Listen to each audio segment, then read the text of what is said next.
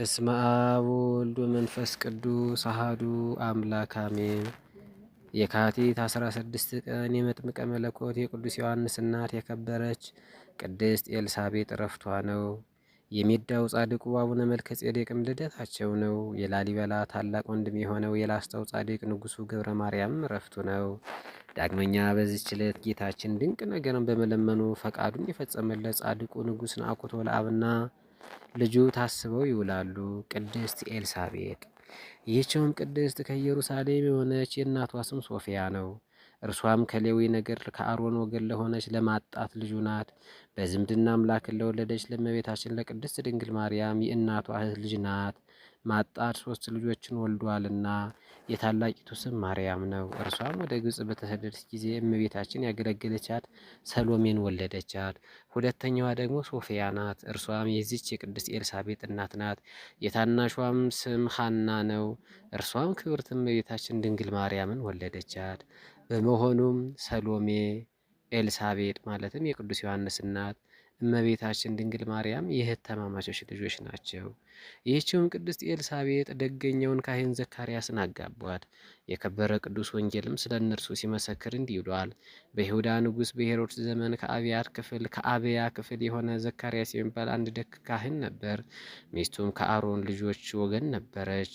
ስሟም ኤልሳቤጥ ነበረ። ሁለቱም በጌታ ትእዛዝ ሕግጋት ሁሉ ያለ ነቀፋ እየሄዱ በእግዚአብሔር ፊት ጻድቃን ነበሩ ብለዋል። የቅዱስ ሉቃስ ወንጌል ምዕራፍ 1 ከቁጥር 5 እስከ 6።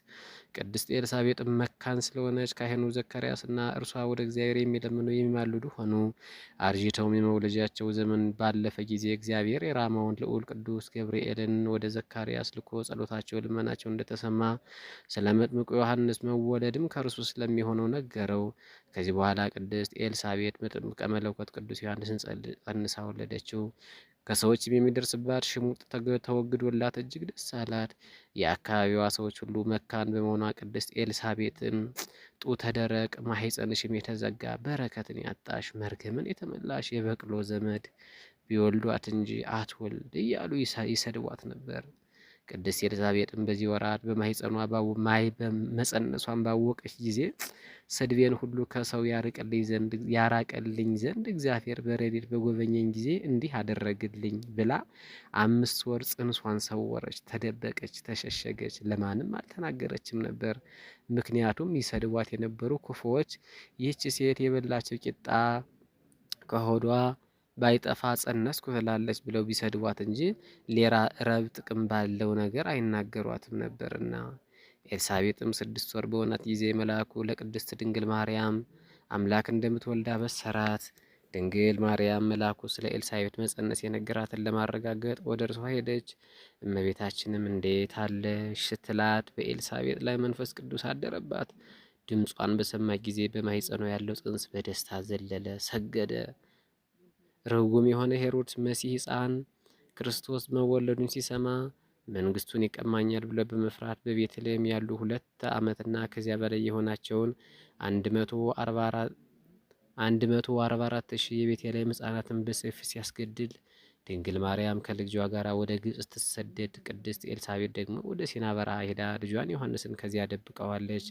ከመሄዷ በፊት ግን ከባሏ ከዘካርያስ ጋር ሲሰነባበቱ የሚሆነውን ሁሉ እርሱ አስቀድሞ ያውቅ ነበርና እንዲህ አላት።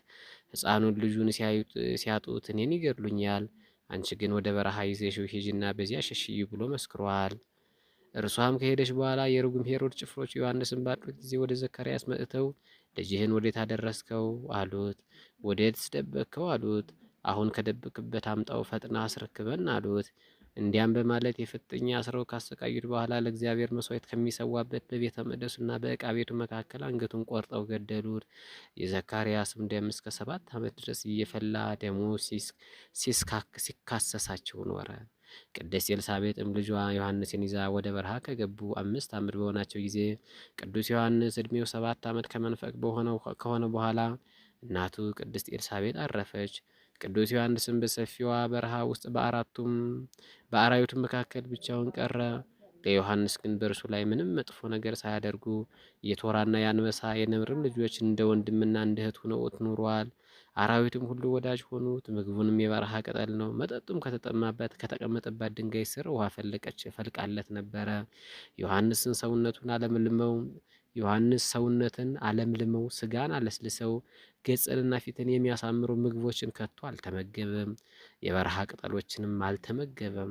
ንጉሥ ሄሮድስ በሞተ ጊዜ እነሆ የእግዚአብሔር መልአክ በግብፅ ሀገር ለዮሴፍ በሕልም ተገልጦ በመታየት እነሆ የዚህን ሕፃን ነፍስ የሚሹት ሙተዋልና ተነስተ ሕፃኑና እናቱን ይዘ ወደ ምድረ እስራኤል ተመለስ ካለው በኋላ የ86 ዓመቱ አረጋዊ ዮሴፍ ተነስቶ ሕፃኑና እናቱን ይዘው ወደ ምድረ እስራኤል ገባ።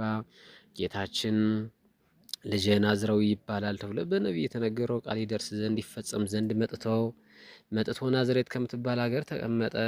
ለሞት ይፈልገው የነበረው የተረገመ ከሃዲ ሄሮድስ ከሞተ በኋላ ጌታችን ኢየሱስ ክርስቶስ ከእናቱ ከድንግል ማርያም ዳር ከምድረ ግብፅ ተመልሶ በናዝሬት ተቀምጦ ሳለ እንሆ የዕድሜ ባለጸጋ የሆነች የዮሐንስ እናት ክብርት ኤልሳቤጥ ልጇ ዮሐንስን ይዛ ወደ ደብረ ሲና በረሃ ከገቡ ከ5 ዓመት በኋላ አረፈች። ዮሐንስም በእናቱ አስከሬን አጠገብ ተቀምጦ በእጅጉ እያዘነ መሪር ልቅሶን እያለቀሰ ሳለ የተሸሸገውን ሁሉ የሚያውቅ ጌታችን መድኃኒታችን ኢየሱስ ክርስቶስ በናዝሬት ተቀምጦ ሳለ የኤልሳቤጥን መሞት እናቱም ስለሞተችበት ዮሐንስ ብቻውን ከበረሃ ውስጥ ተቀምጦ እያለቀሰ መሆኑን አወቀ። ጌታችን በናዝሬት ተቀምጦ ሳለ የቅድስት ኤልሳቤጥን መሞትና የወዳጅ ዮሐንስ ሐዘንና ማልቀስ ባወቀ ጊዜ እርሱም በናዝሬት ሆኖ ያለቅስ ጀመር። እመቤታችን ቅድስት ድንግል ማርያምም ልጇ ወዳጇ ሲያለቅስ ባየችው ጊዜ ልጅ ወዳጅ ሆይ ምን ነው? ምን ሆንክ? ስለምንስ ታለቅሳለህ? ብላ ጠየቀችው። ጌታችንም ለቅድስት እናቱ እንዲህ በማለት መለሰላት። እነሆ ወገንሽ የሆነችው ኤልሳቤጥ አረፈች፣ ዮሐንስም ብቻውን ከበረሃ ውስጥ ተወችው። ዮሐንስም ሕፃን ስለሆነ የሚያደርገውን አጥቶት በእናቱ አስከሬን አጠገብ ከፊት ለፊት ቆሞ ተቀምጦ በመረራ ሐዘን ያለቅሳል።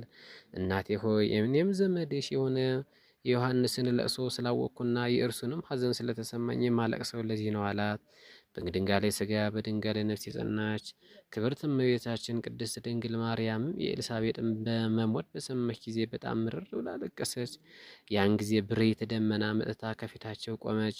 ፈጥናም ተሸከመችውና ኤልሳቤጥ ከሞተችበት ዮሐንስ ካለበት ቦታ ከደብረ ሲና በረሃ ውስጥ ወስዳ ደረሰቻቸው። ዮሐንስም ባያቸው ጊዜ ደነገጠ። ምክንያቱም ከዚህ በፊት ሰው አይቶ ስለማያውቅ የእናቱን አስከሬን ብቻውን ትቶ ወደ ጫካ ሸሸ። ጌታችን ኢየሱስ ክርስቶስም የዮሐንስን ፍርሃት አራቅለትና እንዲህ አለው፣ እኛን ከማየቱ የተነሳ አትፍራ፣ አትደንግጥም። አይዞ እነሆ የእናት ዘመዶች ማርያምና ሰሎሜ በእናት አስክሬን ላይ መልካም ነገር ሊያደርጉ መጥተዋልና ና ወደ እኛ ቅረብ አለው።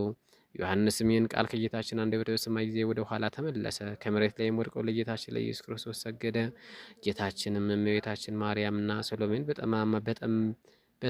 በመጣው ጊዜ ከእርሷ ይጠጣ ዘንድ ለዮሐንስ በፈለቀችው ውሃ የኤልሳቤጥን ስጋ አጥባችሁ ገንዙ አላቸው። እንዳዘዛቸውም የኤልሳቤጥን አስከሬን አጥበው ገነዙ። ጌታችንም ቅዱስ ሚካኤልና ቅዱስ ገብርኤል ሊመጡ ዘንድ አዘዛቸው። እነርሱም ፈጥነው እንደ ዓይነ ጥቅሻ ከሰማይ ወርደው የመጡና ከጌታችን ፊት ቆሙ። ጌታችንም የኤልሳቤጥን ስጋ የሚቀበርበትን መሬት ቆፍሩ አላቸው። ቅዱስ ሚካኤልና ቅዱስ ገብርኤል መቃብሩን ይቆፍሩ ዘንድ ጀመሩ። ጌታችን ዘካርያስና ስምዖንን በአካለ ነፍስ ከሰማይ መጥተው በኤልሳቤጥ አስከሬን ላይ ጸሎተ ፍትሐቱን ያደርሱ ዘንድ አዘዛቸው።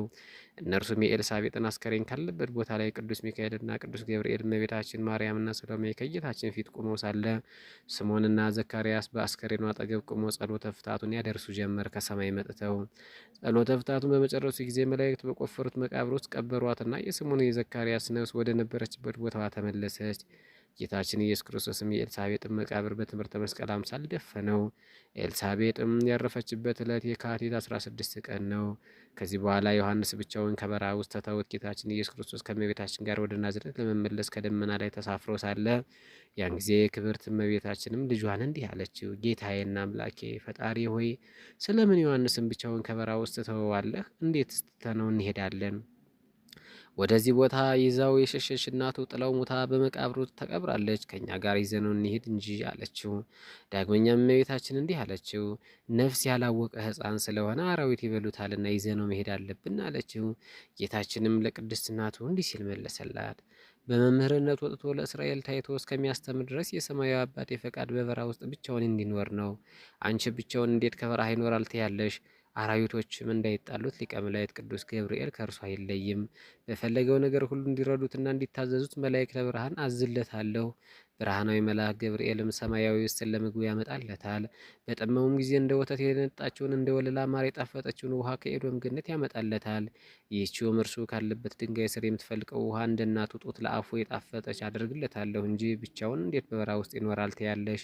እስከ ዛሬ ድረስም የጠበቅኩት እኔ ነኝ፣ ሌላ ማን ጠበቀው ብለሽ ነው እናቴ፣ እኔ አይደለሁምን? አላት። ወዳጄ ዮሐንስን ሰማያዊ አባቴ ከዚህ ዓለም ፍጥረት ሁሉ በጣም አብልጦ ይወደዋል። አባቱ ዘካርያስን በስጋው ቢሞት በነፍሱ ሕያው ስለሆነ ዮሐንስን ለማጽናናት በአካለ ነፍስ ከእርሱ ጋር እንዳይለየው አደርጋለሁ። እናቱ ኤልሳቤጥን በስጋዋ ብትሞት በነፍሷ ሕያዊት ስለሆነ ታጽናነው ዘንድ በነፍሷ በፍጹም ከእርሱ ጋር እንዳትለየው አደርጋለሁ። ዮሐንስን የተሸከመች ማኅፀን ንዕድ ክብርት ስለሆነች በስጋዋ ውስጥ መጥፎ ሽታ፣ ክፉ መዓዛ አይገኝባትም። በመቃብሯም ውስጥ ትሎች አይገኙም። ድንግል እናቴ ሆይ አንቺን ጸንሰሽ ሳለ ወደ ኤልሳቤጥ በሄድሽ ጊዜ በእጇ ይዛ ጨብጣ በአፏ በሳመች ጊዜ እንዲህ ብላ ትንቢት ተናግራለች። አንቺ ከሴቶች ሁሉ ተለይተሽ የተባረክሽ ነሽ፣ የማኅፀንሽ ፍሬ የተባረከ ነው። የጌታዬ እናቱ ወደ እኔ ትመጭ ዘንድ እኔ ምንድን ነኝ? ከእግዚአብሔር አግኝተው የነገሩሽን ቃል ይደረጋል ብለሽ የተቀበልሽ አንቺ ብፅዕት ነሽ፣ ክብርት ነሽ ብላ ስላመሰገነችሽ እንኳን ስጋዋ ሊፈርስ ይቅርና መግነዟም አይለወጥም፣ መቃብሯም አይጠፋም። ነፍሷንም ከስጋዋ ጋር እንድትኖር አድርጋታለሁ። ይህንን የመሰለ ነገር ስለ ልጇ ስለ ወዳጇ ዮሐንስ ለድንግል እናቱ ነግሯት ከጨረሰ በኋላ ዮሐንስን ከበረሃ ውስጥ ትተውት በደመና ላይ ተጭነው ወደ ናዝሬት ተመለሱ። የእናታችን የቅድስት ኤልሳቤጥ ረዴቷ በረከቷ በሁላችን ላይ እጽፍ ድርብ ሆኖ ይደር። ወስብሐት ለእግዚአብሔር ወለወላዲቱ ድንግል ወለመስቀሉ ክቡር አሜን።